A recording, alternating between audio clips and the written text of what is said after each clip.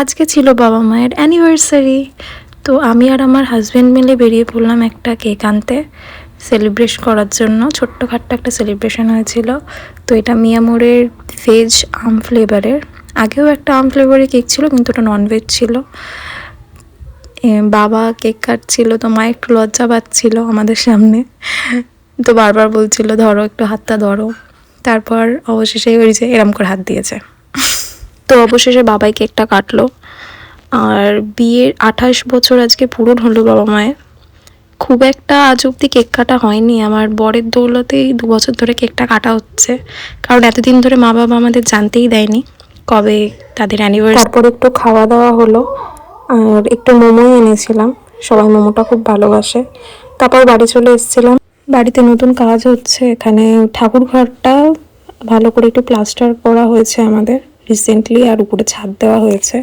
এই যে আমার হাজবেন্ডই রং করছিল, তো আমি একটু হেল্প করে দিচ্ছিলাম রংটা মিক্স করতে। আমি কিছুই করিনি, ওই করছিল। আর এই যে ঠাকুর ঘরের নতুন ঝাড়বাতি লাগানোর জন্য এটা তৈরি করা হয়েছিল, আর এটা অ্যামাজন থেকে অর্ডার দিয়েছিল আমার হাজবেন্ড। তারপর এই যে ঠাকুর ঘরে লাগিয়ে দেওয়া হলো। এটা অ্যামাজন থেকে এসেছিলো, কিন্তু এরকম সেটিং ছিল না, তো একটু সেটিং করতে একটু টাইম লেগেছে। দাদা হেল্প করেছে আমাদের এতে। আর এই যে আমার হাজব্যান্ড এখন রং চালু করলো। তো হোয়াইট সিমেন্ট আগেই করা ছিল, এখন মেন কালারটা করা হচ্ছে। তো সেই দিন সারা রাত ও রং করেছে, এই দেওয়াল আর পিছনের দেওয়াল সব দেওয়ালে রং করেছে, রং করে কমপ্লিট করেছে। কারণ পরের দিন ছিল পুজো, আর ও সেদিন সারা রাতই ঘর ঠর পরিষ্কার করেছে, মেঝে টেজেতে রং পড়েছিল সেগুলো পরিষ্কার করেছে।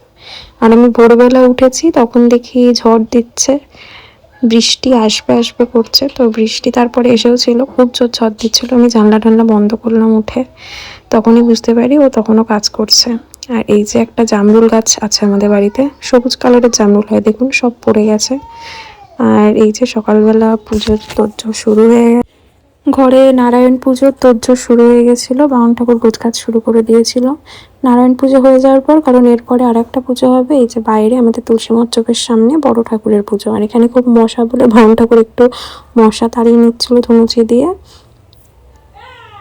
আর তারপরে আমাদের আস্তে আস্তে পুজো শুরু হয়ে গেল বড় ঠাকুরের। তারপরে আমাদের প্রসাদের জন্য গোছগাছ শুরু হয়েছিল। আর প্রসাদ তৈরি করার জন্য প্রথমে সিন্নি মাখতে হতো, কারণ বড় ঠাকুরের প্রধান প্রসাদ ওইটাই। তো আস্তে আস্তে তারপর মানুষজন আসলো, আমরা প্রসাদ ভাগ করে দিয়ে দিলাম। আর এই ঘরে সব খিচুড়ি, তারপর তরকারি, নানান ধরনের প্রসাদ হয়েছিল। তো সেগুলো আমার মাই তৈরি করেছিল, আমার শাশুড়ি মা। তো সেগুলোই গুছিয়ে গুছিয়ে এই যে রেডি করে রাখা হয়েছে এখানে, যাতে মানুষজন আসলে তাড়াতাড়ি দিয়ে দেওয়া যায়। আর জানেন তো, প্রথমে বলা হয়েছিল যে পুজোই হবে না, কারণ মল মাস শুরু হয়ে গেছিলো, মল মাসে কোনো পুজো হয় না। কিন্তু যেহেতু নারায়ণ পুজো, তো ঠাকুরমশাই বলেছিলেন যে নারায়ণ পুজোটা করা। তাহলে চলুন আজকের জন্য এতটুকুই, আবার দেখা হবে পরবর্তী ব্লগে। আপনারা ভালো থাকবেন, সুস্থ থাকবেন, নমস্কার।